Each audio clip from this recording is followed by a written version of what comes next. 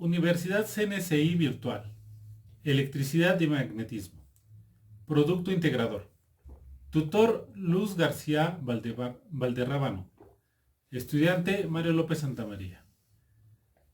Introducción.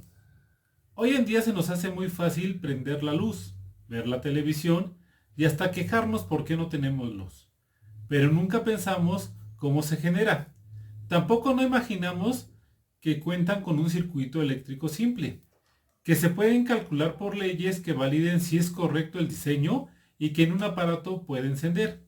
A continuación, coloco la información de esta actividad. Desarrollo. Contesta las preguntas planteadas. ¿Qué son los circuitos eléctricos y qué importancia tiene en la sociedad de hoy en día? ¿Qué es un circuito eléctrico?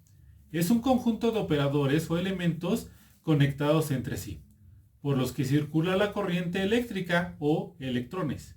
Si una corriente eléctrica circula desde un punto de partida, recorre un camino y vuelve a ese mismo punto. ¿Qué importancia tiene en la sociedad de hoy en día?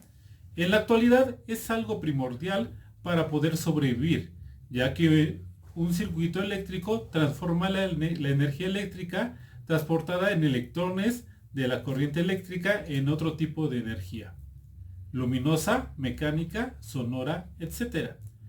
Para realizar algún trabajo útil, como por ejemplo iluminar una bombilla, mover un motor, etc.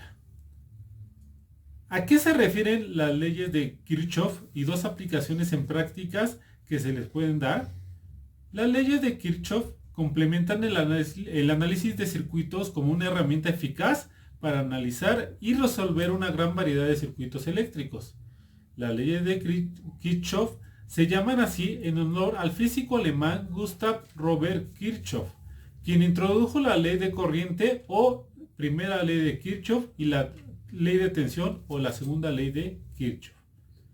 ¿Qué son las fuentes de tensión y cuál es su función en los circuitos eléctricos? Una fuente de tensión ideal es la que nos suministra una tensión constante independientemente del valor de la intensidad que suministra.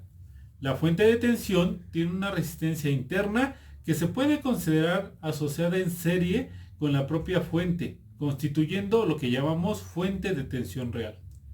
Los circuitos electrónicos deben poseer para su funcionamiento adecuado de al menos una fuente de energía eléctrica, que debe ser una fuente de tensión o de corriente. ¿Cuáles son los métodos de análisis de circuitos eléctricos? Existen tres métodos populares de análisis de circuitos. Los tres producen la misma respuesta. 1. La aplicación directa de las leyes fundamentales. 2. El método del voltaje en los nodos. 3. El método de la corriente de malla y su pariente cercano, el método de la corriente de lazo.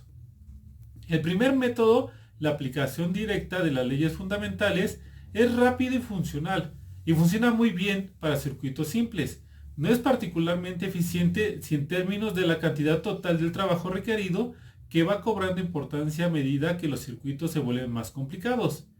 Los ingenieros han ideado dos elegantes maneras de organizar y agilizar el análisis del circuito: el método del voltaje en los nodos y el método de la corriente de malla. Esto no son otra cosa que recetas generales para resolver un circuito paso a paso.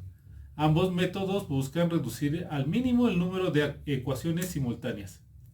Esta eficiencia tiene un gran impacto a medida que la complejidad del circuito aumenta, más y más nodos y ramas.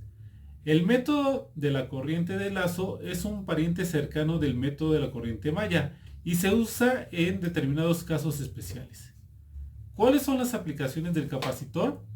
Un capacitor es un componente eléctrico de dos terminales. Junto con las resistencias y los inductores son uno de los componentes pasivos fundamentales.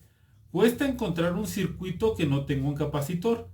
No todos los capacitores son iguales. Cada capacitor es fabricado para tener una cantidad específica de capacitancia. La capacitancia de un capacitor indica cuánta carga puede almacenar.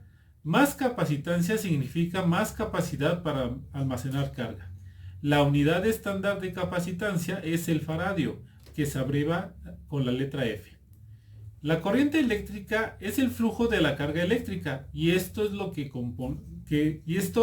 es lo que los componentes utilizan para encender o girar o hacer cualquier otra acción.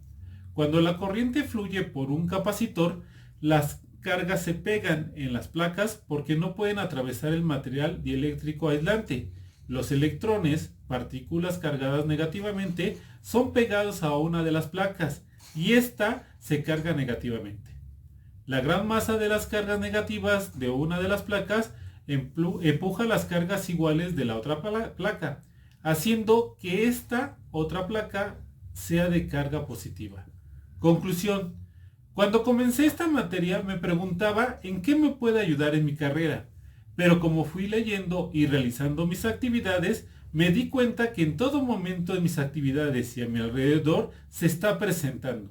Al final de esta actividad logré reforzar cómo se compone la electricidad, cómo podemos medirla y asegurar que no se presente una falla.